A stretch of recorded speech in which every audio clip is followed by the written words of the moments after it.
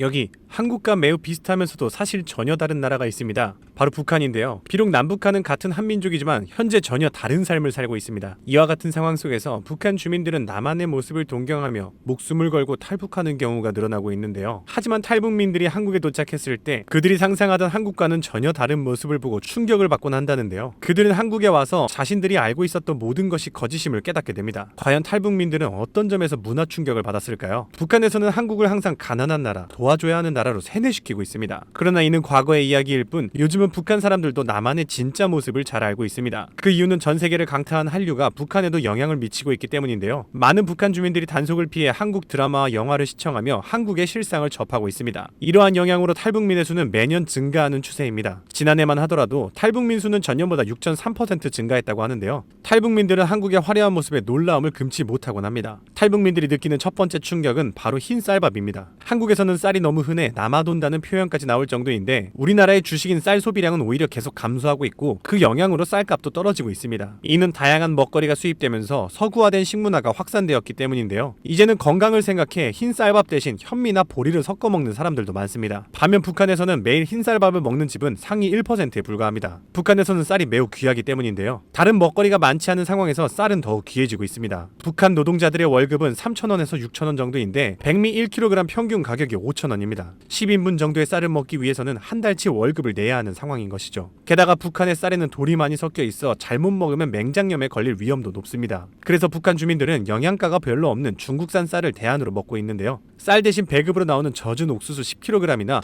국수로 끼니를 때우곤 한다네요. 두 번째는 바로 휴지입니다. 한국에서는 휴지가 매우 흔한 생필품이지만 북한에서는 굉장히 귀한 물건이라고 합니다. 심지어 팬데믹 당시 전 세계적으로 휴지 사재기 열풍이 불었을 때도 한국에서는 휴지가 남아돌 정도였죠. 이처럼 흔한 휴지가 북한에서는 사치품으로 여겨질 정도로 귀한 물건입니다. 특히 흰 휴지는 상위층만 사용하는 고급품으로 여겨지는데요. 북한에서 휴지 가격은 1,500원 정도인데 두세 명이 두 끼를 해결할 수 있는 강냉이나 국수 1kg의 가격이 2,000원인 것을 감안하면 휴지가 얼마나 비싼지 알 수 있습니다. 북한 주민들은 휴지 대신 노동신문을 대용으로 사용한다곤 하는데요. 이때 김정은의 초상화는 오려내고 나머지 부분을 사용한다고 합니다. 신문 외에도 학습지 종이를 찢어서 사용하기도 하는데 종이의 질이 좋지 않아 항문 질환이 발생하는 경우가 많다고 하네요. 탈북민들이 한국의 공중화장실에 휴지가 널려있는 모습을 보곤 굉장히 놀란다고 하는데요. 한국에서는 휴지 가격이 저렴하다는 것을 모르고 처음에는 휴지만 보면 손에 양껏 감아 주머니에 넣기 바빴다고 합니다. 세 번째는 금목걸이입니다. 물론 한국에서도 금은 비싸지만 상위 0.1%의 부자들만 가질 수 있는 것은 아닙니다. 길거리 액세서리 매장만 가도 14K 금부터 다양한 종류의 금을 구매할 수 있죠. 하지만 북한에서는 금반지나 금목걸이처럼 금으로 된 액세서리를 차고 다니는 사람은 상위 0.1%에 해당합니다. 그만큼 북한에서는 금이 매우 귀하고 비싸서 일반 사람들은 쉽게 접할 수 없는 사치품 중에 사치품인 것이죠. 흥미로운 사실은 한국광물자원공사가 2009년에 조사한 결과 북한에는 약 2,000톤의 금이 매장되어 있는 것으로 알려져 있습니다. 이 금의 가치는 약 60조 원에 달하는데요. 2000년대 초반 남북한이 만나 북한의 금광 개발을 논의한 적도 있었는데 만약 그때 광산 개발이 이루어졌다면 남북한 모두 금을 더 많이 볼 수 있었을 것입니다. 하지만 남북 관계가 틀어지면서 금광 개발 논의도 중단되었습니다. 현재 북한은 전기와 장비가 부족해 독자적으로 금을 채굴하기가 어려운데요. 이러한 이유로 금의 매장량이 많아도 금이 귀할 수밖에 없는 것이죠. 네 번째는 바로 스마트폰입니다. 2019년에 방영한 사랑의 불시착에서도 이 휴대폰에 대한 이야기가 나오는데요. 사랑의 불시착은 한국의 재벌 상속녀 윤세리가 패러글라이딩 사고로 북한에 불시착해 북한 장교 리정혁과 사랑에 빠지는 이야기를 다룬 드라마입니다. 여기서 여주인공이 남한에서는 한 사람당 스마트폰을 하나씩 가지고 있어요. 라고 말하자 북한 군인들이 거짓말이라며 놀라는 장면이 나오는데요. 이처럼 한국에서는 공짜폰, 효도폰 등 최신 폰이 아니더라도 쉽게 스마트폰을 구할 수 있습니다. 그래서 한국의 휴대폰 가입자 수는 전체 인구를 넘어선 지 오래입니다. 이제는 휴대폰이 없으면 본인 인증도 어려운 상황이 이르렀는데요. 하지만 북한의 상황은 전혀 다릅니다. 북한 이동통신기구 판매소에서 판매되는 휴대폰 가격은 북한 돈으로 약 200만 원 정도입니다. 북한이 자체 제작했다고 선전한 아리랑 터치폰은 약 330만 원에 달한다고 합니다. 그러나 돈이 있다고 해서 누구나 휴대폰을 살 수 있는 것은 아닙니다. 북한은 보안이 매우 철저한 국가인데 휴대폰 가입조차 쉽지 않습니다. 북한 주민들은 휴대폰 가입을 신청하기 위해 기관 책임자와 담당 보안원의 사인을 받아야 하는데 이들의 최종 사인이 없으면 가입 절차가 진행되지 않습니다. 이 과정에서는 뇌물이 요구되기도 한다는데요. 따라서 비싼 휴대폰 가격에 더해 뇌물까지 제공할 수 있는 북한 상류층만이 휴대폰을 소유할 수 있는 것입니다. 평범한 시민들은 핸드폰을 구경하기조차 어렵다고 하네요. 다섯 번째는 24시 문화입니다. 북한에서는 저녁에 전기가 잘 들어오지 않기 때문에 저녁 9시만 되어도 온통 깜깜해집니다. 2014년 2월